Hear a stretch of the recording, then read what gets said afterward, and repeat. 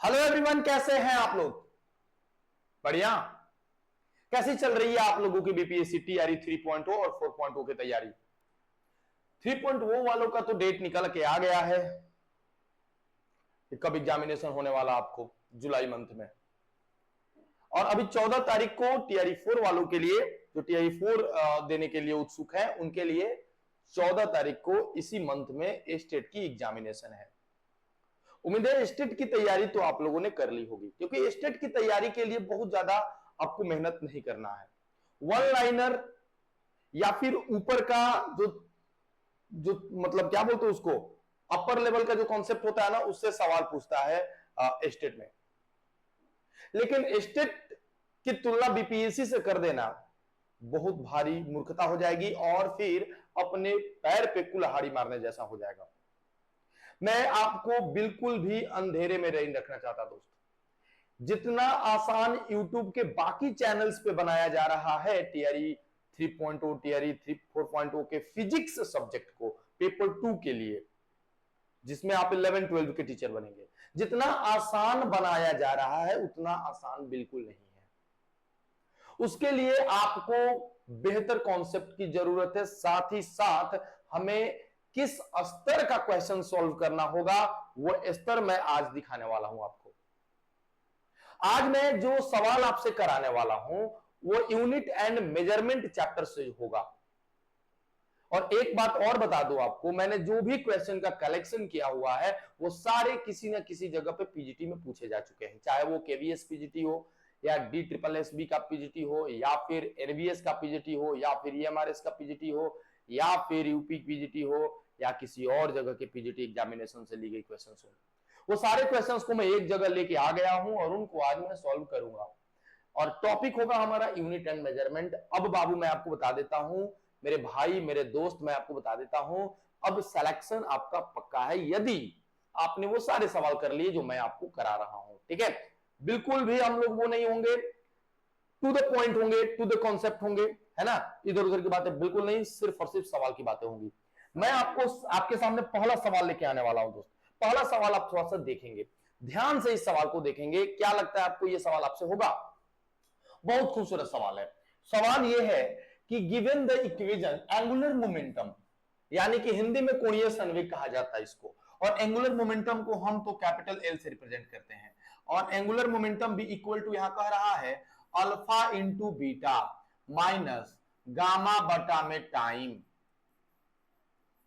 और इंटू में मल्टीप्लाई कर दिया वेलोसिटी से, मल्टीप्लाई कर दिया गुरु वेलोसिटी से। Which of the following are possible dimensions of alpha beta and gamma.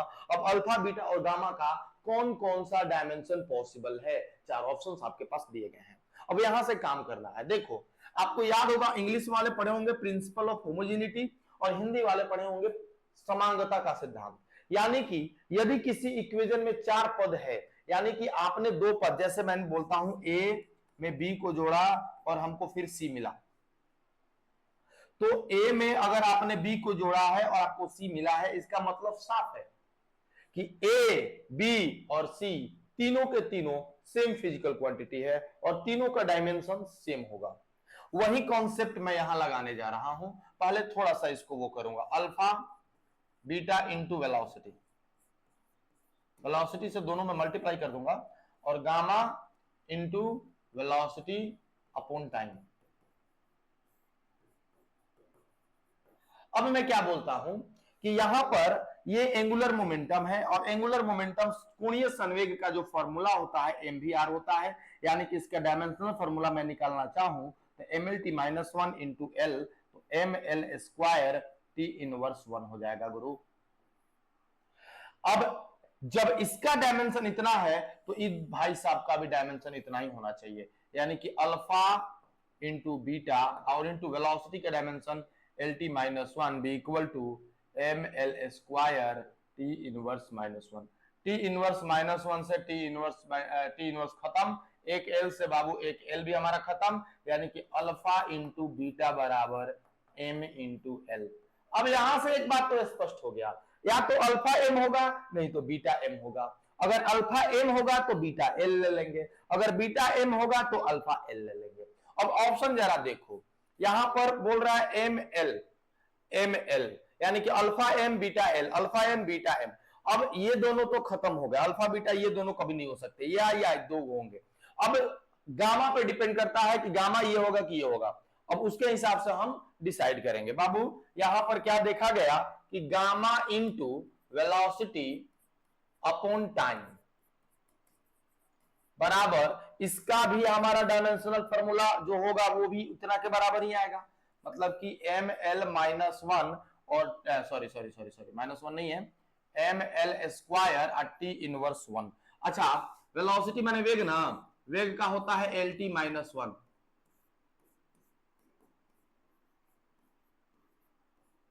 देखो जी टी इनवर्स से टी इनवर्स कैंसिल, एक एल से एक एल कैंसिल। भाई गामा बराबर कितना आ गया, उधर बचा एम एल और इधर का बटा वाला टी एम एल टी, तो गामा का एम एल टी आ गया। तो गामा का एम एल टी कहां है, यहां है, तो हमारा करेक्ट आंसर बी होगा। देखिए काफी खूबसूरत सवाल था। और यहां पर जब आप प्रिंसिपल ऑफ होमोजेनिटी नहीं जानते हैं ना, तो प्रिंसिपल ऑफ होमोजेनिटी जब आप नहीं जानते हैं तो वैसे केस में थोड़ा सा समस्या क्रिएट कर सकता है आपको ये क्वेश्चन, लेकिन सवाल है मतलब बहुत सुंदर है, ये आपको जरूर ध्यान देना होगा। चलिए नेक्स्ट क्वेश्चन की तरफ बढ़ेंगे, स्क्रीनशॉट लेते जाइएगा आप लोग इसका। अगला क्वेश्चन पे बढ़ा जाए। अगला क्वेश्चन एकदम ऑब्जेक्टिव टाइप का है, बढ़िया सवाल है, ये स्टेट में भी पूछ सकता है। कह रहा है कि एन कणों वाले दृढ़ पिंड के लिए, दृढ़ पिंड का मतलब समझते हैं आप लोग, दृढ़ पिंड का मतलब एक ऐसा पिंड जिसमें एक पॉइंट ए है और दूसरा पॉइंट हमारा बी है, कितना भी बल लगा के दबाया जाए इनके बीच की दूरी कम नहीं होगी। तो हम कहेंगे भैया जो बॉडी है ना वो दृढ़ है, भैया बॉडी जो है ना वो रिजिड है। तो रिजिड बॉडी में क्या होता है कि कितना भी आप फोर्स लगाओगे उन मॉलिक्यूल्स के बीच के डिस्टेंस को आप कम या ज्यादा नहीं कर सकते, ठीक है। So that kind of body is called rigid body. तो यहां पे कह रहा है कि what will be the degree of freedom for a rigid body having n particles, having n particles, है ना।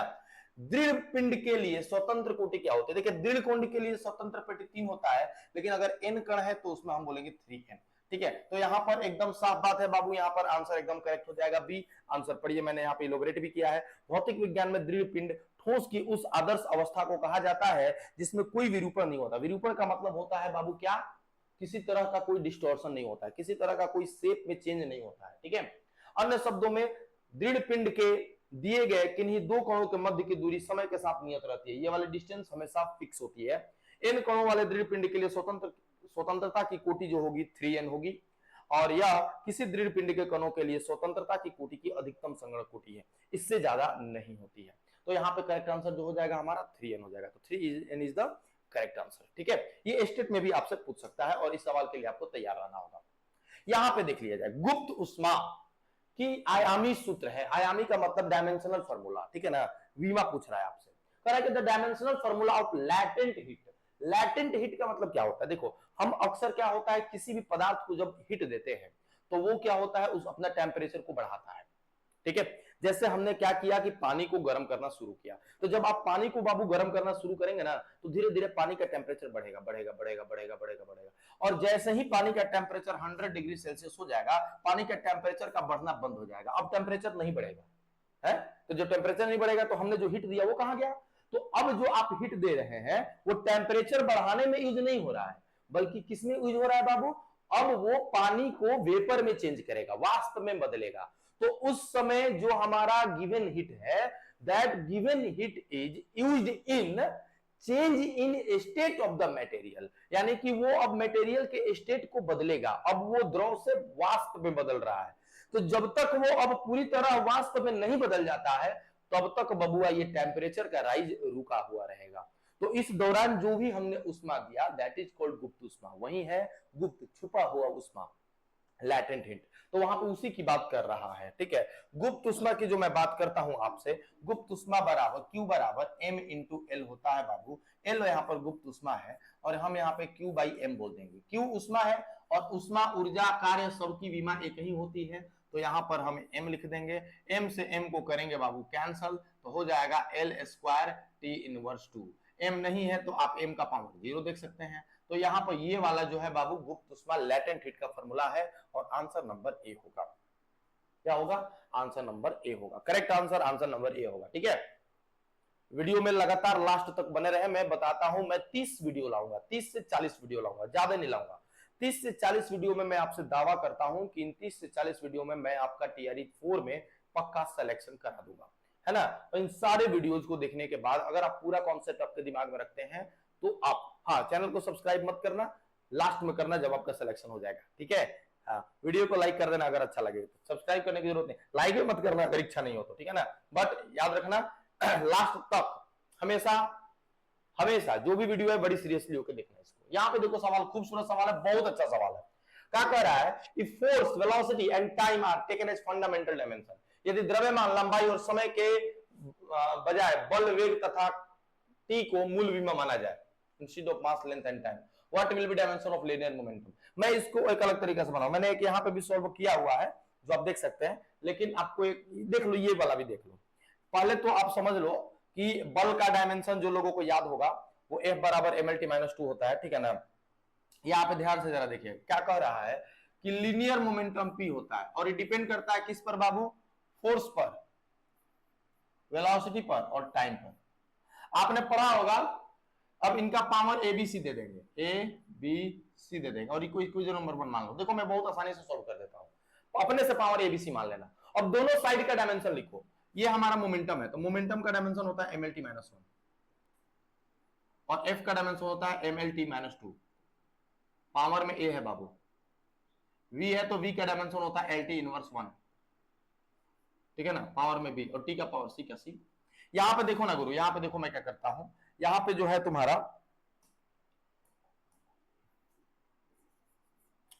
mlt-1, m का पावर A, L का पावर A, T का पावर -2A, L का पावर B, T का power -B और T का power C। कुछ नहीं करना है गुरु, कुछ नहीं करना है, बस अब पावर को मैनेज करते जाओ, पावर को मैनेज करते जाओ। m का पावर A, L का पावर A प्लस B और यहाँ पर T का पावर कितना हो जाएगा गुरु, -2A -B प्लस C। अब पावर को आप इक्वेट करो, यहाँ पावर m का पावर 1 है तो यहाँ m का पावर A है तो A बराबर 1 आ गया। चलो अब A प्लस B है तो A प्लस B के बराबर में L का पावर A प्लस B, तो L का पावर 1 है तो यहाँ 1, A बराबर 1, B बराबर भी हमारा 1 ही आ गया। तो मैं क्या बोल रहा हूँ कि B बराबर 1 - 1, देखो B बराबर 0 आ गया, B बराबर क्या हो गया, 0 आ गया।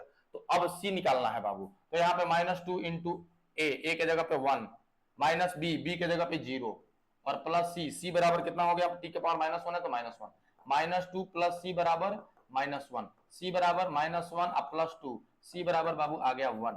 अब A B C का मान कहां रख देना, इक्वेशन 1 में रख देना है। तो देखो P डायरेक्टली प्रोपोर्शनल टू आया है, F का पावर A 1 आ गया, A की जगह पे 1 है और V का पावर B यानी कि 0 है और T का पावर C यानी कि 1 है। तो V का पावर 0 माने आपका हो जाएगा कितना, 1 हो जाएगा। तो F इंटू T हमारा जो ओरिजिनल फॉर्मूला आ जाएगा F इंटू T हो जाएगा। तो यहां से हमारा formula number, answer number B हो जाएगा। ये भी तरीका है एक जो, बट ये वाला जो है ना आप लोगों ने पढ़ा होगा, ये यूनिट एंड मेजरमेंट जब आप लोग पढ़ रहे होंगे तो ये वाली चीज आपको जरूर मिली होगी। ये वाला यहां से आप कर सकते हैं, आंसर नंबर बी, ठीक है।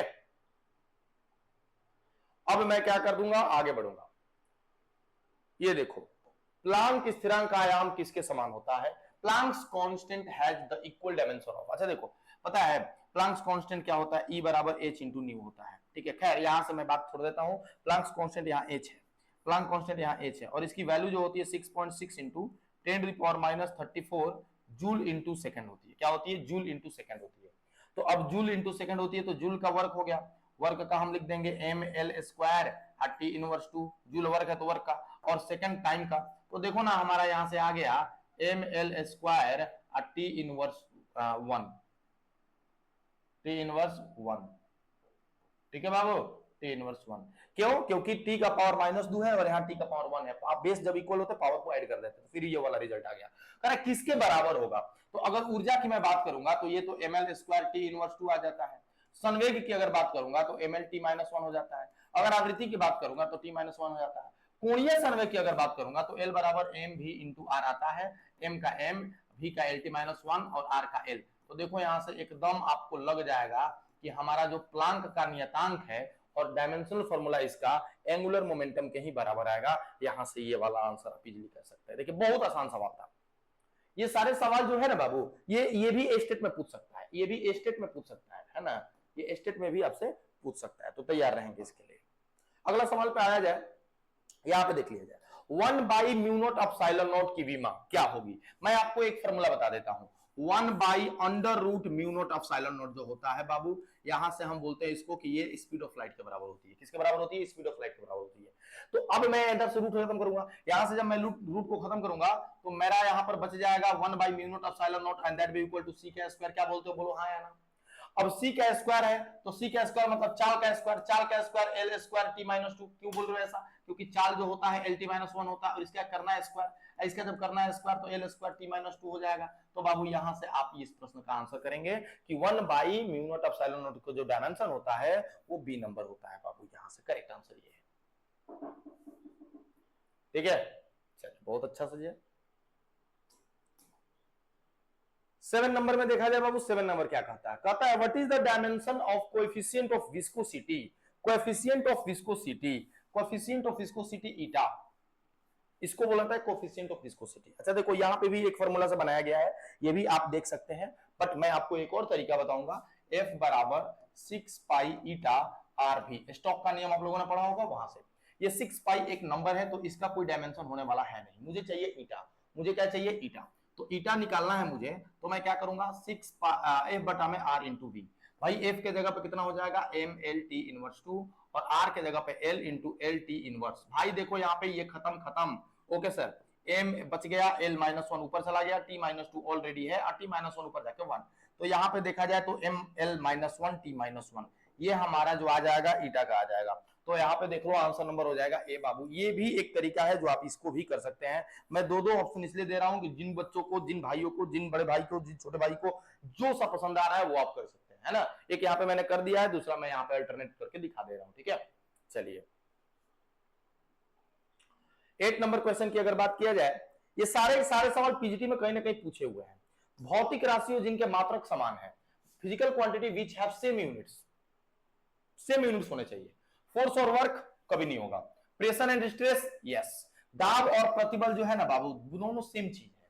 दाब क्या होता है? अगर आप किसी सतह पर लंबवत बल लगाते हैं ना तो वहां पे दाब, लेकिन वहीं अगर आप किसी कोण पे तिरछा तिरछी बल लगाते हैं तो वहीं आपका क्या हो जाता है बाबू?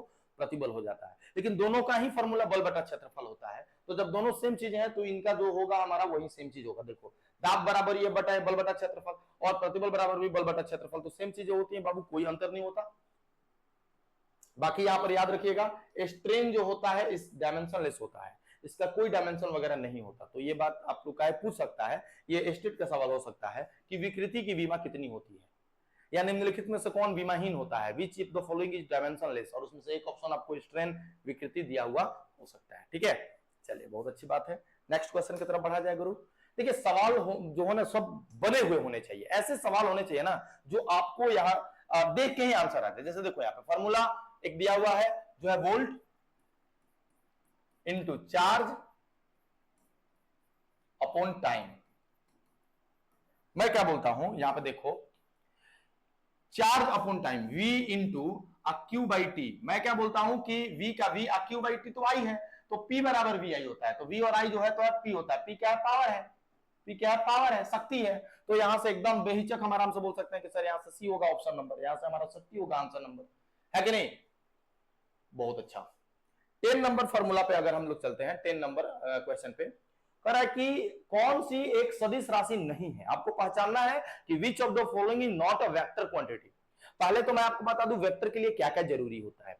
वेक्टर के लिए देखो चाहे कोई भी राशि हो, परिमाण मैग्नीट्यूड तो होगा ही होगा, मैग्नीट्यूड के बिना तो कोई पॉसिबल ही नहीं है, मैग्नीट्यूड तो होना ही होना है। दूसरा डायरेक्शन एकदम पॉसिबल है, डायरेक्शन यानी कि दिशा की बात हो रही है। और एक तीसरा वेक्टर लॉ ऑफ एडिशन बाबू, ये वेक्टर लॉ ऑफ एडिशन आप लोगों ने पढ़ा होगा।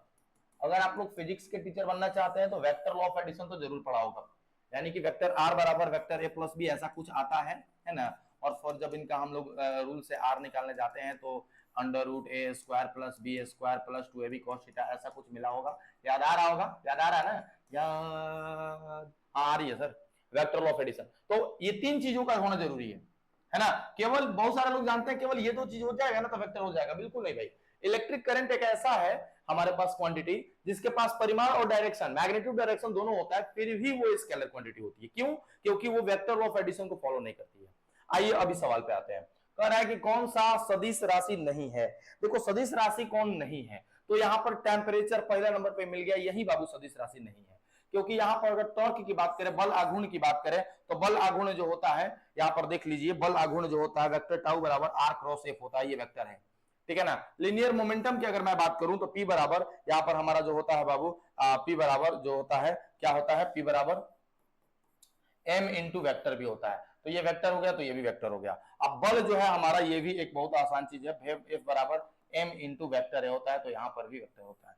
बट हम लोग टेम्परेचर की जो बात करेंगे ये हमारा अदिश राशि है, सदिश राशि नहीं है, क्योंकि इसके पास मैग्नीट्यूड होता है, डायरेक्शन नहीं होता, ठीक है। ये क्वेश्चन जरा देखिए, फिर से बोल रहा है कि आपको चूज करना है किनका डायमेंशन सेम है, तो आपको याद होगा बहुत आसान सा सवाल है ये, इंपल्स और मोमेंटम करेक्ट आंसर होगा। इंपल्स और मोमेंटम, इंपल्स और मोमेंटम देख लो, यहां पर अगर मैं इंपल्स की बात करूं तो इंपल्स फोर्स इंटू टाइम होता है, और फोर्स इंटू टाइम का निकालोगे तो इतना आएगा, और मोमेंटम मास इंटू वेलोसिटी होता है, वो भी निकालोगे तो इतना आएगा। तो इंपल्स और मोमेंटम दोनों का डायमेंशनल फार्मूला सेम होता है, तो यहां से सही आंसर हमारा सी होगा। ये तो मोस्ट ऑफ द बच्चे कर लिए होंगे, मोस्ट ऑफ द भाई कर लिए होंगे, मेरे सारे भाई कर लिए होंगे, कर लिए होंगे नहीं कर लिए होंगे, है ना। चलो ठीक है, सारे लोगों को आता होगा ये सवाल। चलो मेरे भाई ये करके दिखाओ, मेरे भैया ये करके दिखाओ, पृष्ठ तनाव का विमीय सूत्र, सरफेस टेंशन क्या होता है। देखो सरफेस टेंशन जो होता है ना, हम उसको एस से भी दिखाते हैं, टी से भी दिखाते हैं। कभी कभी देखो होगा ना, दूध अगर मम्मी देती है पीने के लिए, अब तो बड़े हो गए हम लोग, मम्मी दूध नहीं देती है, मम्मी अब पानी ही दे दे वही बहुत है चलो यहाँ पे दूध हम लोग कटोरा में ले लेते हैं, और दूध जब कटोरा में ले लेते हैं ना बाबू, तो आप लोग भैया देखते होंगे कि ऊपर एक छाली जम जाता है, और छलिया को देखोगे ना तो छलिया एकदम टाइट होता है, ऐसा चमकता है जैसे, मतलब कि वहां पे सारे मॉलिक्यूल सरफेस पर के एक दूसरे को ताना तानी से एकदम टेंसाइल किए हुए हैं।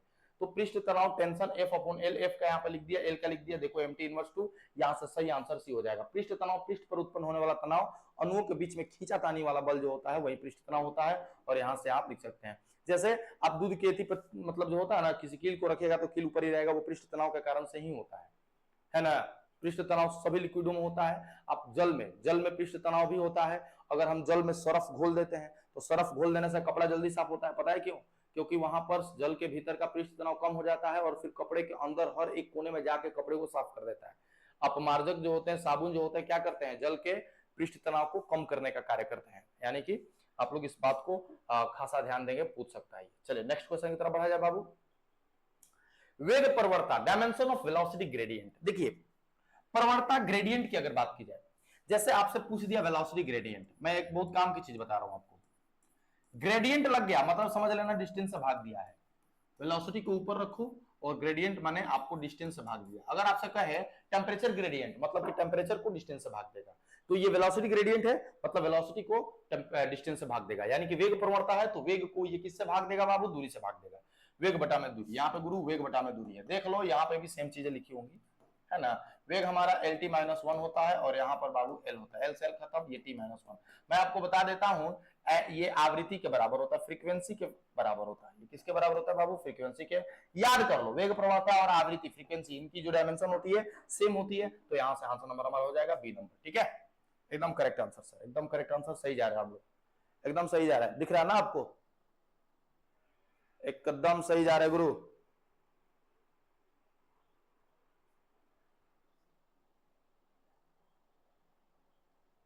चलिए आ जाइए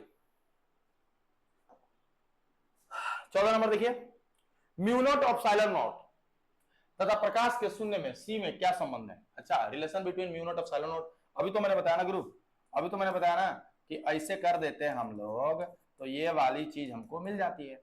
तो अगर मैं ऐसे केवल कर दूं तो मुझे ये वाली चीज मिल जाएगी। तो अगर मैं म्यू नॉट ऑफ साइलर नॉट ले लूं तो ये 1/c का स्क्वायर मिल जाएगा। और ये देखो डी नंबर में वही चीज तुमको दिख रहा होगा, डी नंबर में तुमको वही चीज दिख रहा होगा। देख लो, बहुत ही आसान चीज है, बहुत ही आसान चीज है, और ऐसा प्रश्न बार बार आ रहा है, मतलब चांसेस बनते हैं भाई, मतलब बनते हैं भाई। और एक बार और याद कर लो, एक सवाल ऐसे भी दे सकता है, म्यू नॉट और एप्सिलॉन नॉट का रेडियस, तो ये रेजिस्टेंस के बराबर होता है भाई, ये भी पूछ सकता है स्टेट में।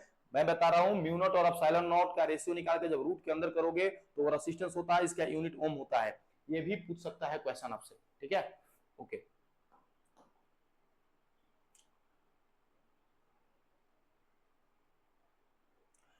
फिर से जो पहला दूसरा जैसा सवाल था, दूसरा या तीसरा नंबर पे मिला था, वैसे ही सवाल है। If area, velocity and density are taken at fundamental units, what will be the dimension formula for force? Okay, okay, बहुत ज्यादा इस पे एक अलग तरीका है, मैं अलग तरीका से बताता हूँ। फोर्स का डायरेक्टली प्रोपोर्शनल किस पर, एरिया पर, ठीक है, फिर वेलोसिटी पर और फिर डेंसिटी पर। पावर दे दे भाई मेरे, पावर दे दे और इक्वेशन नंबर 1 मान लो भाई, ठीक है, इक्वेशन नंबर 1 मान लिया। अब दोनों तरफ डायमेंशन लिखना है, दोनों तरफ क्या करना है, डायमेंशन लिखना है, ठीक है। अगर मैं दोनों तरफ डायमेंशन लिखता हूं तो ये हो जाएगा हमारा M L T minus 2, directly proportional area है तो एरिया का पावर 2 और ये ए है तो ए, वेलोसिटी है एल टी माइनस 1, पावर में हो जाएगा बी, और ये रो है, रो का मतलब होता है डेंसिटी। डेंसिटी क्या होता है, कैसा होता है डेंसिटी का डायमेंशन बाबू, एम एल माइनस 3 पावर में सी। भाई जी करो आगे, M L T inverse 2, dimensional formula लिख रहे हैं हम लोग सबका बहुत बारीकी से, क्योंकि जब आप एग्जामिनेशन में जाओगे ना प्रेशर तो होगा नहीं भाई, बहुत ज्यादा प्रेशर होगा, बहुत ज्यादा प्रेशर होगा, ठीक है। अच्छा जी, इधर तो एम दिख ही नहीं रहा, कोई बात नहीं, कोई बात नहीं यार, कोई बात नहीं। मास का पावर 1, एल का पावर 1, टी का power minus 2, directly proportional, L का पावर 2 ए प्लस बी और एम का पावर सी है जी, एम का पावर सी है, और टी का पावर माइनस, अरे एल और भी है यार, एल माइनस 3 सी भी है, एल ही है, और टी का पावर माइनस बी है और एम का पावर सी है। चलो देखो यहाँ एम का पावर यहाँ सी, यहाँ एम का पावर 1, तो देखो ना भैया सी बराबर 1 आ गया तुम्हारा, चलो चिल्ला के ले लो, सी का पावर 1। अब देखो माइनस बी, टी का पावर टी का पावर माइनस बी, टी का पावर माइनस 2, तो माइनस बी की देखो माइनस बी बराबर 2 आ गया भाई, बी बराबर 2 आ गया। अब देखो 2a, 2 इंटू ए प्लस बी के जगह पर हमारा 2 और माइनस 3 इंटू सी की जगह पर 3 अब बराबर में 1, तो 2a माइनस 1 बराबर 1, ये 1 जाके उधर हो गया 2, 2a बराबर हो गया हमारा कितना 2, 2 से 2 खत्म, a बराबर हमारा हो गया 1, तो भाई सब a के जगह पे भी 1 ही आया। तो अब आप क्या करोगे, f बराबर कितना आ जाएगा, f बराबर बाबू a का पावर a, और a तो हमारा 1 है, v का पावर b, b का पावर हमारा 2 है, रो का पावर सी, सी का पावर हमारा सी की जगह पे हमारा 1 है, तो देखो ना A square V square rho, A square V square rho, answer number A होगा करेक्ट, आंसर नंबर ए होगा करेक्ट। एक खूबसूरत प्रश्न था जो आ जाएगा, तो टाइम टेकिंग है, बट अगर आप प्रैक्टिस में है तो ये टाइम लगने वाला नहीं है और बाकी बच्चों से होने वाला भी नहीं है, तो जो जान गया वो स्कोर कर लेगा अपना और आपके बच्चे आपके मुट्ठी में आ जाएगा ये आंसर। देखो यहाँ पे क्या कर रहा है, 1 वाट घंटा किसके बराबर होता है, वाट घंटा। पहले तो वाट घंटा की बात करें, यहाँ पे एक चीज छूट गया है, यहाँ पे 10 के पावर 3 है जो छूट गया है। 1 वाट घंटा, यहाँ पर देखो ना 1 वाट आवर, 1 वाट आवर, 1 वाट का मतलब यहाँ पर बात करेंगे, वाट का वाट रहने देंगे और आवर को हम बदल देंगे सेकंड में, तो 60 गुना 60, तो 3600 जूल प्रति सेकंड हो जाएगा, ये 3600 जूल प्रति सेकंड। और 3600 जूल प्रति सेकंड को आप क्या लिख सकते हैं बाबू, ये लिख सकते हैं 10 के पावर 3, ठीक है ना। वाट घंटा एनर्जी है ना, जूल प्रति सेकंड क्यों लिखना है यार, नहीं वाट घंटा है, वाट आवर है, तो 1 वाट इंटू 60 सेकंड, तो 3600 वाट सेकंड, और वाट सेकंड को तो जूल बोलते हैं, तो 3.6 इंटू 10 के पावर 3 जूल, ये करेक्ट आंसर है हमारा ए नंबर। किलोवाट आवर किसका ऐसा यूनिट है, तो किलोवाट आवर भी हमारा एनर्जी का ही है, ये भी आपका स्टड के लिए फेमस सवाल है, 12th में बहुत बार पूछा होता है बोर्ड एग्जामिनेशन में, तो आप लोगों से भी ये पूछ सकता है। चलिए यहाँ पे क्वेश्चन करते हैं, नेक्स्ट की तरफ से बात किया जाए बाबू। अगला, एक पदार्थ का घनत्व दिया हुआ है, density of a substance is given here and the density is given here, what is the density, 13 ग्राम पर सेंटीमीटर स्क्वायर भाई। अब आपको ऐसा यूनिट में इसको कन्वर्ट करना है, क्या है यार, इजी तो है, 30 इंटू ग्राम के जगह पे 10 के पावर माइनस 3 kg और इंटू सेंटीमीटर का स्क्वायर है, तो सेंटीमीटर का स्क्वायर है तो 10 के पावर माइनस 2 मीटर और इसका हम स्क्वायर कर देंगे तो ये मीटर का स्क्वायर हो जाएगा। भाई मेरे दोस्त मेरी जान, यहाँ पे देखो क्या करने वाले हैं हम अभी, ठीक है ना। अच्छा सेंटीमीटर क्यूब है ना, डेंसिटी है तो क्यूब होगा ना, गलत दे दिया, यहाँ पे क्यूब होगा, यहाँ पे डेंसिटी ले रहे हैं तो सेंटीमीटर क्यूब होना चाहिए, तो यहाँ पर भी हम क्या करने वाले हैं, क्यूब करने वाला है, सेंटीमीटर मीटर क्यूब हो जाएगा। अब देखो यहाँ 13 गुना 10 के पावर माइनस 3, अब आटा में 10 के पावर माइनस कितना हो जाएगा, 6 हो जाएगा, माइनस 6 हो जाएगा। अब 6 को ऊपर भेजेंगे, 13 गुना 10 के पावर माइनस 3 गुना 10 के पावर 6, तो हो गया 13 गुना 10 के पावर 3 kg प्रति मीटर क्यूब, 13 गुना 10 के पावर 3 kg प्रति metre cube, answer number B. ये तो एकदम इजी सवाल था, हाँ ये तो मैथ्स में आ गया, यूनिट चेंज करना था, यूनिट चेंज करने वाले सवालों में ज्ञान नहीं होता है। गैस नियतांक आर है और आर का विमीय सूत्र बताना है, आर का विमीय सूत्र बताना है। PV is equal to NRT होता है, PV is equal to NRT होता है। तो एन बराबर कितना हो जाएगा, अच्छा एन तो नहीं निकालना ना, मुझे आर निकालना है। तो मुझे अगर आर निकालना है तो पीवी बटा में आरटी कर दूंगा मैं, पीवी बटा में क्या कर दूंगा मैं, तेरे की पीवी बटा में एनटी ना, यहाँ पे किया भी हुआ है, यहाँ पे तो किया भी हुआ है, देख लो देख लो देख लो। एन एक मोल के लिए अगर बात कर देंगे, ये तो एन है ना, अगर मान लो एन हमारा एक मोल हो गया तो आर इंटू टी हो गया, तो आर बराबर हमारा कितना हो जाएगा, पीवी बटा में टी हो जाएगा, है ना। आप पी भी है, पी और भी में मल्टीप्लाई प्रेशर और वॉल्यूम में मल्टीप्लाई करेंगे तो हमारा वर्क हो जाता है, और का अपॉन टी, टी टेम्परेचर है, टाइम मत दे देना और पावर के बराबर मत कर देना। ये हमारा हो गया M L square T inverse two divided by T, T के जगह पर टेम्परेचर मतलब थीटा, तो M L square T inverse 2 और यहाँ पर theta inverse 1, theta inverse 1, theta ऊपर चला जाएगा ना गुरु, थीटा इनवर्स 1। तो देख लो यहाँ से कौन सा यूनिट हो जाएगा, M L square T inverse 2 theta inverse 2, ये देखो डी नंबर आंसर हो जाएगा। आर यूनिवर्सल गैस कांस्टेंट होता है, यूनिवर्सल ग्रोथ कांस्टेंट।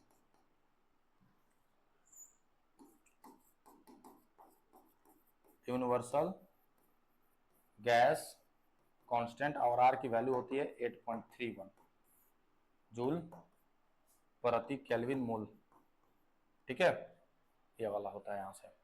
कोई दिक्कत, कोई दिक्कत नहीं। चलिए गुरु आगे बढ़ते हैं इस सवाल को लेके आगे। अगला सवाल क्या है हमारा, उष्माधारिता का विमीय सूत्र क्या होगा। उष्माधारिता, उष्माधारिता Q बराबर M इंटू एस होता है, और यहाँ S जो होता है यही उष्माधारिता है, Q बटा में M हो जाएगा। और आप देख लीजिए या फिर ऐसे आप कर सकते हैं, यहाँ पे देखिए उष्माधारिता की बात कर रहे हैं, किसकी बात कर रहे हैं, उष्माधारिता की। तो S जो है यहाँ पर विशिष्ट उष्मा हो जाता है, यहाँ पे कह रहा है कि the dimension of heat capacity, heat capacity. तो यहाँ पे देखो Q बराबर ms होता है, और यहाँ पर ये Q अलग है, उष्मा नहीं है, ये Q यहाँ उष्मा नहीं है, उष्माधारिता है, ठीक है ना। तो यहाँ पे मैं बोलूंगा Q बराबर ms डेल्टा T, और यहाँ जो C बराबर ms होता है, यहाँ पे थोड़ा सा आप लोगों को ध्यान देना होगा। यहाँ पे मैं थोड़ा सा आप लोगों को बताऊंगा एकदम इजी वाली चीज। उष्माधारिता जो होता है, एक छोटा सा चीज आप याद कर लो, उष्माधारिता बराबर ऊर्जा अब बटा में ताप, बस ऊर्जा बटा में ताप, है ना। तो ऊर्जा बटा में ताप याद कर लो, उष्माधारिता बराबर, तो उष्मा का हो गया M L square T inverse 2, अब बटा में कितना हो जाएगा, ताप का के हो जाएगा, तो M L square T inverse 2 के इनवर्स 1। और ढूंढो यहां से कौन सा तुम्हारा सही आंसर है, M L square T inverse 2 theta inverse 1 या के इनवर्स 1, एक ही चीज है। थीटा दे दिया है तो हम थीटा ले लेंगे, के और थीटा, देखो तापमान को के या थीटा दोनों से दर्शाते हैं, तो आप दोनों में से कोई भी आप गुरु ले सकते हैं, ठीक है ना, कोई भी आप यहां से ले सकते हैं। ये हो गया 19 नंबर सवाल। नेक्स्ट क्वेश्चन की तरफ बढ़ा जाए। ये देखिए, किलोग्राम के तुल्य, 1 किलोग्राम के तुल्य the energy equivalent to 1 kilogram. बाबू एम के जगह पे आपको 1 किलोग्राम ले लेना है, और मास को जब भी एनर्जी में कन्वर्ट करना हो तो एक सुंदर सा फॉर्मूला होता है जो आइंस्टीन भाई साहब ने भैया दादा दिया था, 1 गुना 3 गुना 10 के पावर 8 का भैया स्क्वायर कर दो, तो हो गया 9 गुना 10 के पावर 16। अब देखो 10 के पावर 16 और ये 9 भी तो लगभग 10 ही है, तो 10 के पावर 17 जूल हम लोग इसको बोल सकते हैं, है ना। 10 के पावर 17 हम लोग बोल सकते हैं, तो 10 के पावर 17 मतलब सी, 10 के पावर 17 मतलब सी, ठीक है। देखिए स्पीड तो चाहिए होगा, वे बच्चे जो अभी सीख रहे हैं वो शुरू से पढ़ने का काम लगाएं, तो अभी शायद कुछ हो सकता है, और नहीं तो डायरेक्ट अपना प्रैक्टिस कीजिए ना, प्रैक्टिस ही अब एकमात्र उपाय है जो आपका रिजल्ट दे सकती है। नहीं तो फिर अब शुरू से पढ़ो। केजी प्रति metre cube, the density of nuclear matter in KG प्रति metre cube is of the order of, KG प्रति मीटर क्यूब में नाभिकीय पदार्थ का घनत्व कोटि 10 के पावर 17 होती है बाबू, 10 के पावर 17 होती है, और ये आपको रट्टा मारना पड़ेगा, ये आपको याद कर लेना पड़ेगा। डेंसिटी निकाला जाता है और निकालने के बाद इसके आसपास की वैल्यू आती है।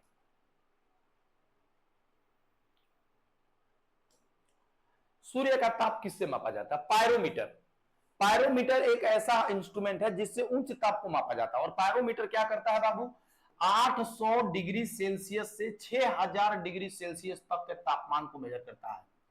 800 डिग्री सेल्सियस से लेके 6000 डिग्री सेल्सियस के ताप को मापता है और सूर्य का ताप उसी में से आता है। So the pyrometer is the correct answer, B number, pyrometer is the correct answer.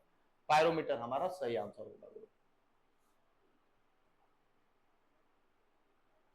आवेग का विमीय सूत्र, आवेग का मतलब क्या, इंपल्स का डायमेंशनल फॉर्मूला, आई बराबर एफ इंटू टी होता है।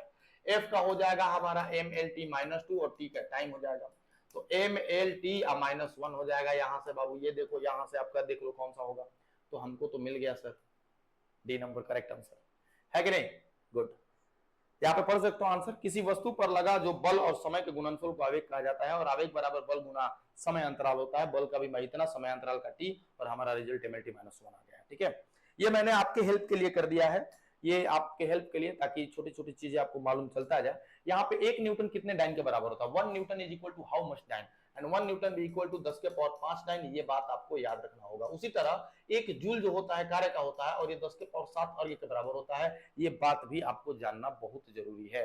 तो यहाँ पर सही आंसर जो होगा 10 के पावर 5 होगा, यहाँ सही आंसर 10 के पावर 5 होगा। ठीक है, 24 के बाद आ जाइए 25 नंबर क्वेश्चन पे।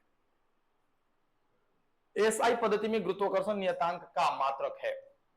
देखिए, गुरुत्वाकर्षण नियतांक F बराबर capital G m1 m2 by r square. मैं कैपिटल G का यहां से फॉर्मूला निकालना चाहता हूं, तो निकालने पर हम तिरछा तिरछी गुना करेंगे और m1 m2 को डिवाइड कर देंगे, तो बड़ा इजीली यहां से मेरा आ जाएगा newton metre square kg into kg, kg क्या स्क्वायर, भाई न्यूटन मीटर स्क्वायर प्रति केजी स्क्वायर, और यहाँ पे बी नंबर हमारा करेक्ट आंसर है। ये सवाल भी अगर आप सोच के बना रहे हो तो फिर आपका कॉन्सेप्ट हिला हुआ है और फिर आपको बड़ी मेहनत करने की जरूरत है, बड़ी मेहनत करने की जरूरत है।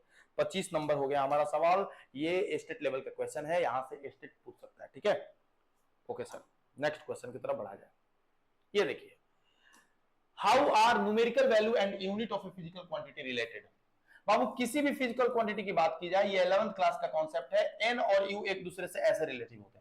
मतलब कोई भी फिजिकल क्वांटिटी ऐसे लिखी जाती है, नंबर और फिर उसके साथ यूनिट। जैसे मैं बोलता हूं मास को रिप्रेजेंट करिए, तो आप मास को कैसे लिखिएगा, 5 केजी, तो यहाँ पे जो 5 है वो नंबर है और केजी जो है वो यूनिट है। तो कोई भी फिजिकल क्वांटिटी एन यू के टर्म में ही लिखी जाती है। तो अब मैं अगर एन निकालने जाऊंगा तो फिजिकल क्वांटिटी अपॉन यू हो जाएगा, यानी कि एन और यू दोनों एक दूसरे के इनवर्सली प्रोपोर्शनल होते हैं। कोई बड़ा नंबर है तो उसके साथ यूनिट छोटा होता है, और कोई छोटा यूनिट है तो उसके साथ नंबर बड़ा होगा, कोई बड़ा यूनिट है तो उसके साथ नंबर छोटा होगा। ये वाला रिलेशन जो होता है काम करता है, और यहाँ पर आंसर नंबर हमारा सी होगा करेक्ट। ठीक है जी हाँ, बहुत गर्मी है आजकल, लेकिन फिर भी गर्मी में भी पढ़ाई करना है आप लोगों को, हम लोगों को। नहीं पढ़ाई करिएगा तो फिर रिजल्ट नहीं आएगा और समस्या हो जाएगा।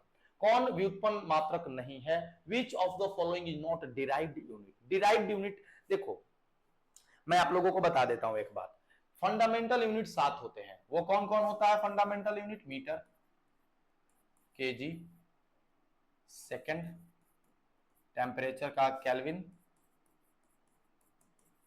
फिर कैंडेला है ना, मास का केजी, लेंथ का केल्विन, कैंडेला है। कौन कौन होता है भाई, चलो पूरा लिख देता हूं। ये हो गया मास, ये हो गया लेंथ, ये हो गया टाइम, ये हो गया टेम्परेचर, ये हो गया करंट, धारा, ल्यूमिनस इंटेंसिटी, ज्योति तीव्रता है ना, ल्यूमिनस इंटेंसिटी, और अमाउंट ऑफ सब्सटेंस। तो बाबू यहां से ये केजी हो गया, ये मीटर हो गया, ये सेकंड हो गया, ये केल्विन हो गया, ये करंट हो गया, ये कैंडेला हो गया, और ये मोल हो गया। तो ये जो है 7, यही आपके जो है फंडामेंटल यूनिट है। इनको छोड़ के सब जो है डिराइव्ड होंगे। फ्रीक्वेंसी का हर्ट जो होगा, कौन सा व्युत्पन्न मात्रक नहीं है, तो ये तो व्युत्पन्न मात्रक है, सातों में दिख रही नहीं है। प्लैंक्स कांस्टेंट का जूल इंटू सेकंड, गुरुत्वाकर्षण नियतांक का न्यूटन मीटर स्क्वायर प्रति केजी स्क्वायर है ना, और यहाँ पर विद्युत धारा का एम्पियर। तो देखो ना कहाँ है, ये जो लास्ट वाला जो है वही आपको यहाँ पे दिख रहा होगा, एम्पियर। तो हमारा कौन सा डिराइव्ड यूनिट नहीं है, मतलब पूछ रहा कौन फंडामेंटल यूनिट है, तो यहाँ पे एम्पियर हमारा फंडामेंटल यूनिट है, और इजीली आप यहाँ से इसको कर लेंगे। ठीक है, चलिए पढ़ भी लीजिए। विद्युत धारा एक मूल राशि है, अर्थात इसे व्यक्त करने के लिए दूसरी राशियों की आवश्यकता नहीं पड़ती है, और जिन राशियों को दर्शाने के लिए दूसरे राशियों की जरूरत नहीं पड़ती है उन्हें ही हम आधारी राशि, आधारभूत फंडामेंटल कहते हैं। ठीक है ना, इसमें बाकी तीनों फंडामेंटल नहीं है, यही फंडामेंटल है। ये थोड़ा सवाल 28 नंबर गड़बड़ था मुझे जहां तक लगता है। हाँ ये गड़बड़ वाला ही है, इसको छोड़ देते हैं, प्रिंटिंग मिस्टेक था इसमें। पृष्ठ तनाव का विमीय सूत्र क्या होता है? पृष्ठ तनाव का विमीय सूत्र यानी कि T बराबर F/L होता है, और मुझे जहां तक लगता है हम लोगों ने इसको किया था, MLT-2 अब बटा में L, L का L से खत्म कर दो, MT इनवर्स 2 हो जाएगा। ये सवाल दोबारा मिल रहा है जहां तक मुझे याद है, आप लोगों को भी याद होना जाना चाहिए। ये 2 बार कहीं पूछा होगा, बार बार पूछा है, स्टेट में आपका चांस है इसका पूछने का, तो आप लोग थोड़ा सा तैयार रहेंगे। ये देखिए, ये वांडर वाल इक्वेशन है बाबू, ये वांडर वाल इक्वेशन है। कह रहा है कि वांडर वाल समीकरण में P बटा में A बटा में V स्क्वायर है, P plus V minus B बराबर RT, A का मात्रक बताना है, A का मात्रक बताना है। अच्छा देखो ना, P प्लस A बटा V स्क्वायर है, ज्यादा परेशान मत हो। ये प्रेशर है, तो प्रेशर में क्या चीज जोड़ा जाएगा? तो आपने बोला था प्रिंसिपल ऑफ होमोजेनिटी से, समांगता का सिद्धांत से, कि ये भी प्रेशर ही होगा, ये भी प्रेशर ही होगा, ये भी दबाव ही होगा, दाब ही होगा। तो A बटा में V का स्क्वायर यदि दाब है, A बटा V का स्क्वायर यदि दाब है, तो दाब का हो जाएगा तुम्हारा कितना? दाब का हो जाएगा तुम्हारा ML -1 T-2, और यहां पर हो जाएगा A बराबर बटा में L का पावर 6, क्योंकि L का पावर 3 का स्क्वायर हो जाएगा, बराबर में ML -1 T-2। अब देखो बाबू, यहाँ पे मैं क्या करने वाला हूँ, A बराबर क्या मिलने वाला है तुमको, ML, L का पावर 6 हो जाएगा, एक घट जाएगा, L का पावर 5 हो जाएगा, L का पावर 5 T-2। तो देखो ना, मैं इसको क्या करता हूँ कि ML T-2 कर देता हूँ, और इंटू में L का पावर 4 कर देता हूँ। तो ML T-2 बल हो गया, तो बल का यूनिट डाइन हो जाएगा, और ये लेंथ हो गया, तो लेंथ का यूनिट सेंटीमीटर का पावर 4 हो जाएगा। तो देखो इजीली यहां से निकाल सकते हो, डाइन सेंटीमीटर का पावर 4, डाइन सेंटीमीटर का पावर 4, ए नंबर आंसर। देखो कितना उलझा हुआ सवाल पूछा था आपसे, कितना उलझा हुआ सवाल पूछा था आपसे, है ना। अगर आपसे ये भी पूछ सकता था कि ए का डायमेंशन बताइए, तो ए का डायमेंशन अगर पूछेगा तो ए का dimension ML 5 T minus, sorry यहाँ पे टी है ना,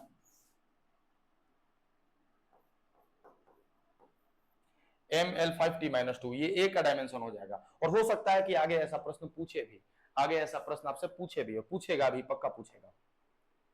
आइए देखिए, वांडर वाल गैस समीकरण में ए तथा बी की विमाएं बताइए।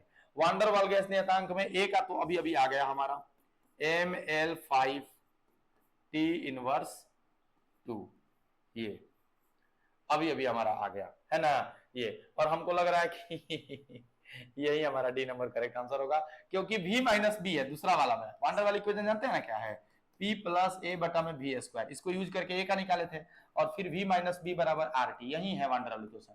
ये वॉल्यूम है, तो जब ये वॉल्यूम है तो हमारा B भी वॉल्यूम होगा। अब B जब वॉल्यूम होगा तो B का L का पावर 3 हो जाएगा, तो L का पावर 3 हमारा करेक्ट आंसर जो है डी हो जाएगा। बहुत आसान, और आ भी गया। ये फेमस सवाल है, पूछ सकता है, बार बार इसको ध्यान पे रखना है आपको। अब आइए आगे बढ़ते हैं इस सवाल पे। क्या है सवाल हमारा, ध्यान से देखिए, सुमेलित करना है, मिलाना है गुरु, सुमेलित करना है, मिलाना है गुरु, कौन सा सही है? निम्नलिखित सुमेलित करें तथा सही उत्तर प्राप्त करें। Match the following, choose the correct answer from the given. शक्ति है, यहां पे देखो मैंने, आप मिला लेना कौन सा करेक्ट है। शक्ति का वाट होता है, चुंबकीय क्षेत्र का यूनिट टेस्ला होता है, मैग्नेटिक फ्लक्स का वेबर होता है, चुंबकीय फ्लक्स का वेबर होता है, प्रेरकत्व इंडक्टेंस का हेनरी होता है, ठीक है ना। यहाँ पे आप देख लो, यहाँ पे देख लो, पावर का हमारा हो जाएगा कौन सा, वाट, यानी कि ए का 4 होना चाहिए, ए का 4 होना चाहिए, तो बी में ए का 4 है, बी नंबर हमारा करेक्ट आंसर है जी। बस ऐसे ही पहले के नंबर से तू चूज करके आप कर सकता है, बाकी सब देख लीजिए, बाकी सब देख लीजिए आप यहां से। ये जो है मैग्नेटिक फील्ड है, मैग्नेटिक फील्ड का टेस्ला होगा, मैं मिला दूं, ये पावर का वाट, मैग्नेटिक फील्ड का टेस्ला, मैग्नेटिक फ्लक्स का वेबर, और ये आपका इंडक्टेंस का हेनरी, ठीक है ना, ये ऐसे होगा, ठीक है। चलो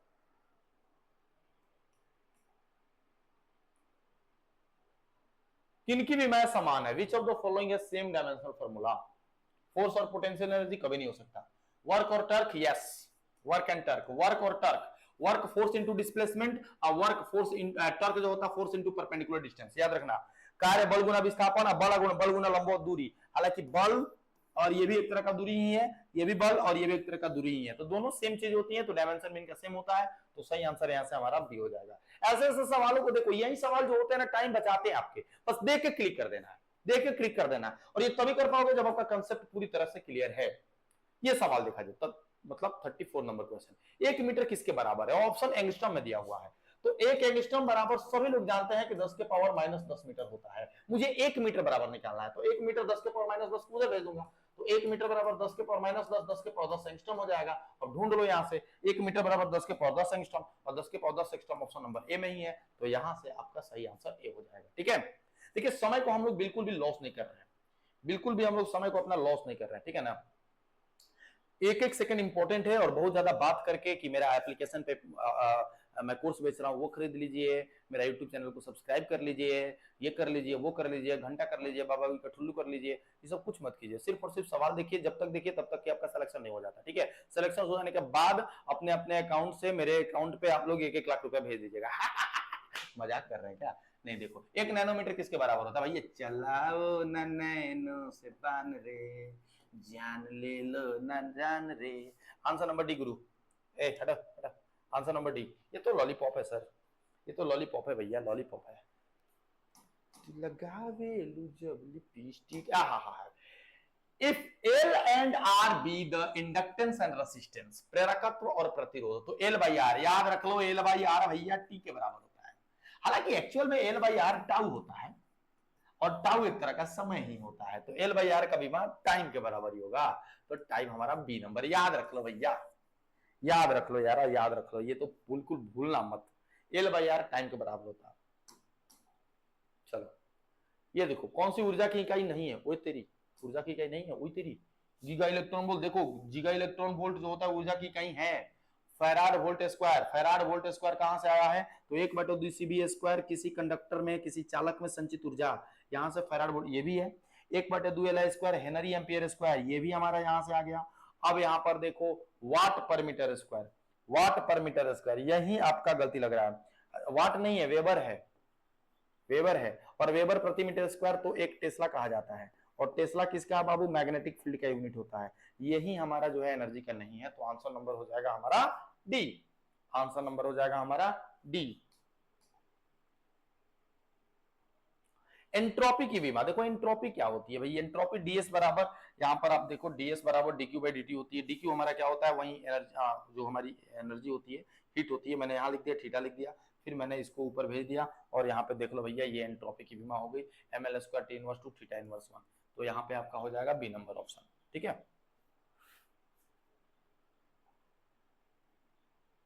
एंट्रोपी, उष्माधारिता, इन सब की विमा बराबर होती है। अच्छा, मरोड़ी नियतांक, डायमेंशन ऑफ टॉर्सनल रिजिडिटी। अच्छा, किसी चीज को आप मोड़ते हैं तो शुरू में तो इजीली मुड़ता है, लेकिन ज्यादा ऐंठ दीजिएगा ना तो अब ज्यादा ऐंठने नहीं देता वो। आप कोई भी चीज को ऐंठते हैं ना तो वो उसका विरोध करता है, यानी कि तौलिए को ज्यादा मोड़ के छोड़िएगा वो फिर से ऐसे ऐसे होगा।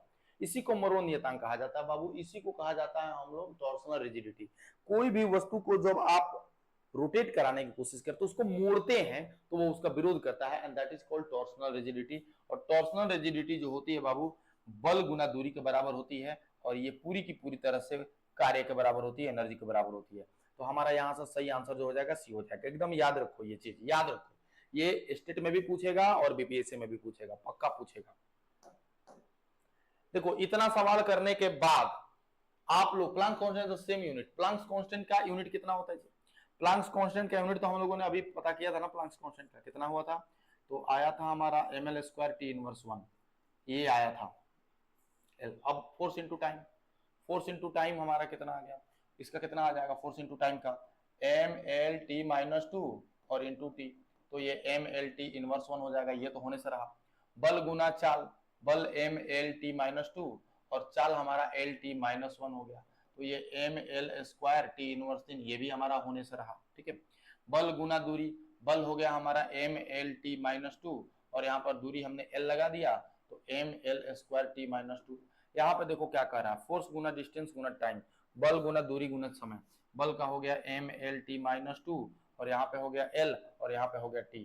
ये देखो अब जाके यहाँ पे आ गया आपका ये वाला चीज, और ये वाला चीज तो है यहाँ पर, यानी कि ऑप्शन नंबर यहाँ से क्या हो जाएगा? डी हो जाएगा। तो ये ऑप्शन चेक करके ही आप कर सकते हैं, दूसरा ऑप्शन आपके पास नहीं है। यही तरीका है आपका करने का।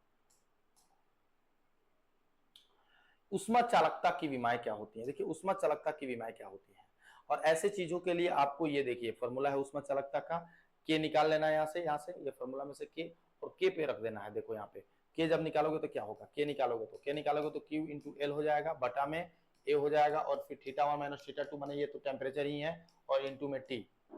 ठीक है, ये हो जाएगा तुम्हारा M L square T minus 2 जो कि लिखा हुआ है, लेंथ है हमारा एल लिखा हुआ है, एरिया का एल स्क्वायर लिखा हुआ है, और थीटा माइनस थीटा 2 टेम्परेचर का डिफरेंस, टेम्परेचर ही है तो टी ही होगा, और ये हमारा देखो यहाँ पे थीटा लिख दिया गया है, ये टी थीटा हो गया। ठीक है ना, ये हमारा, तो अब यहाँ पे क्या करेंगे, ऊपर भेज देंगे, ऊपर क्या कर देंगे बाबू, भेज देंगे, सबको ऊपर भेजा भेजी करिए तो आपको ये वाला ऑप्शन मिल जाएगा। कौन सा, M L T minus 3, sorry ये टाइम है ना, ये टेम्परेचर नहीं है, ये टाइम है, तो टाइम ऊपर चला जाएगा।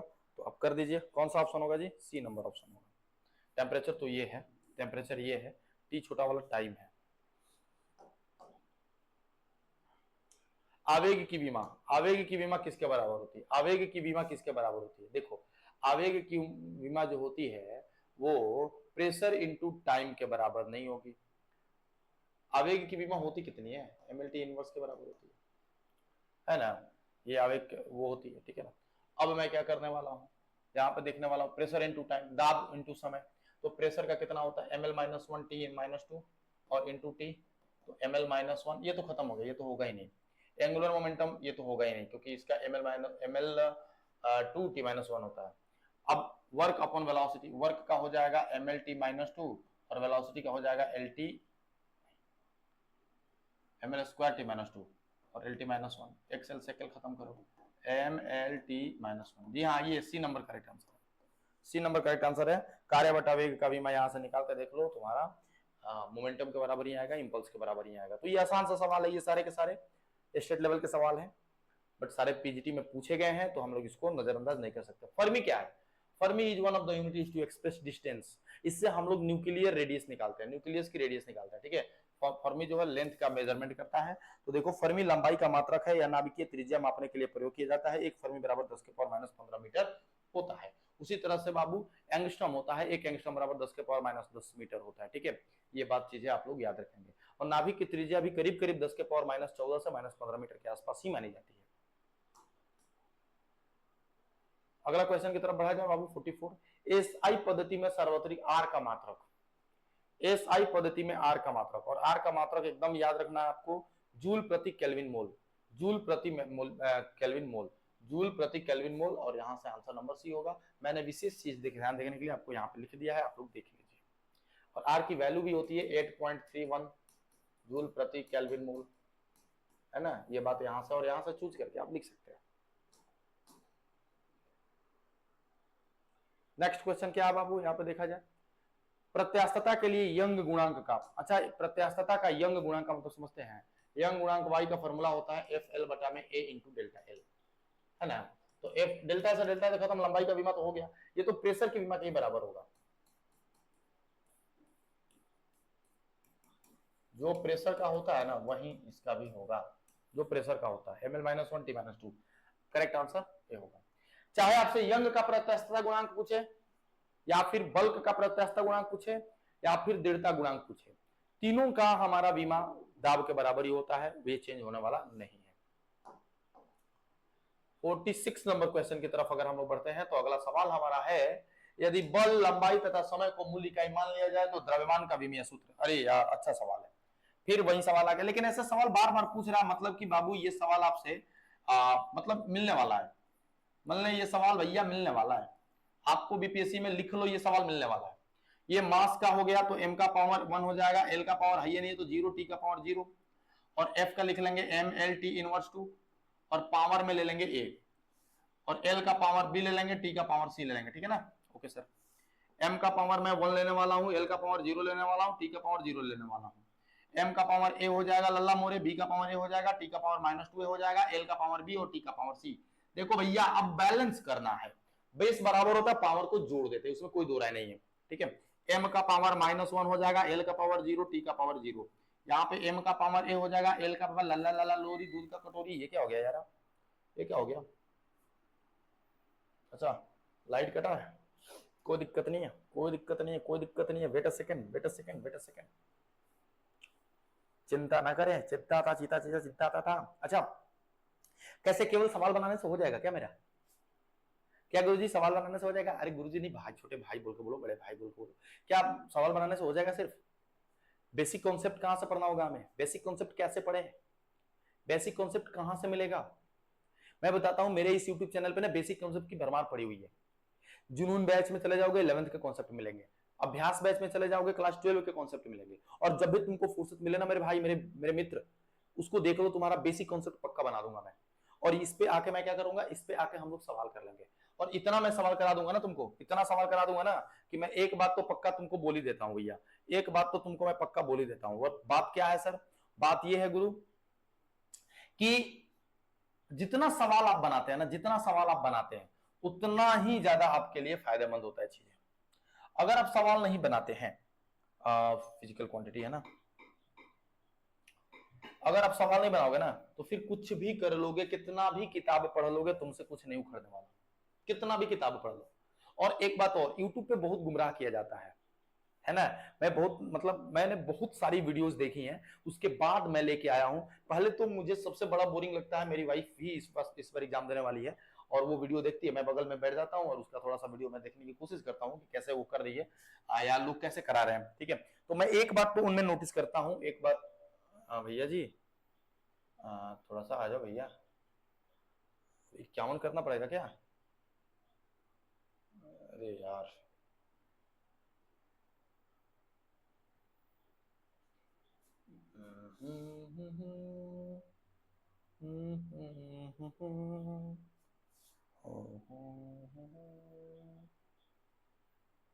फाइन।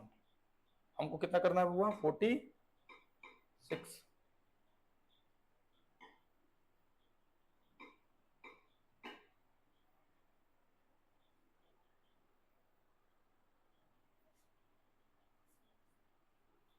हाँ, आ गए हम लोग। लो आ गए हैं हम तारों के शहर में। हाँ, तो मैं बता रहा था कि वो बहुत सारी वीडियो, मतलब सब में एक तो बोरिंग करके रख देता है लोग कि ये कर लो, वो कर लो, ये कर लो, ये कर लो। ऐसा जैसा लगता है कितना झंडा गाड़ के रखा है ये लोगों ने, कितना झंडा गाड़ के रखा है, इतना ये निकाल के रखा है, वो निकाल के रखा है, फालतू में एकदम, मतलब आपको इधर उधर करके रख देगा। दूसरी बात मैं आपको एक बताना चाहूंगा, और क्वेश्चन का लेवल गिरा के रखता है ताकि आपको समझ में आए पूरा का पूरा। अब आपको समझ में आएगा, और वहां पे जाके ऐसे ऐसे सवाल मिलेंगे ना कि आप फिर कपार ठोक के रह जाओगे, और फिर गाली दोगे केवल उनको, यूट्यूब वालों को। इसलिए मैं भैया एक्सपेरिमेंट नहीं करूंगा, मैं वही कराऊंगा जो आने वाला है। और मुझे कैसे पता कौन आने वाला है? मैं प्रीवियस ईयर क्वेश्चन कराऊंगा। प्रीवियस ईयर क्वेश्चन एक दो बार तो बीपीएससी हुआ ही, प्रीवियस ईयर क्वेश्चन कहां से आ जाएंगे बाबू? बीपीएससी भी कहीं से देख के ही देता है ना। बीपीएससी वाले आज तक इस तरह के एग्जाम कराए नहीं है, तो उन लोगों को भी हेल्प लेनी ही पड़ती होगी। कहां से लेते होंगे? केवीएस से लेते होंगे। कहां से लेते होंगे? DSSB से लेते होंगे। कहां से लेते होंगे? यूपी पीजीटी से लेते होंगे। कहां से लेते होंगे? एनवीएस से लेते होंगे। तो ऐसे ऐसे जगहों से ही वो क्वेश्चन का आइडिया लेते होंगे और वहीं से लेके सवाल देते हैं। आप मिला लो एनसीईआरटी एग्जाम्पलर और प्रीवियस ईयर क्वेश्चन उनके और कुछ नहीं है। तो हम लोग उन सारी चीजों को अपने क्लासेस में देखेंगे, ठीक है। यहाँ पे मैं आ रहा था, और मैं आ रहा था, क्या आ रहा था कि हाँ, मास की यूनिट के बारे में बात हो रहा था। मास डायरेक्ट पर्सन, FLT ABC। अच्छा, मास ए है, मास तो केवल 1 है। ओहो,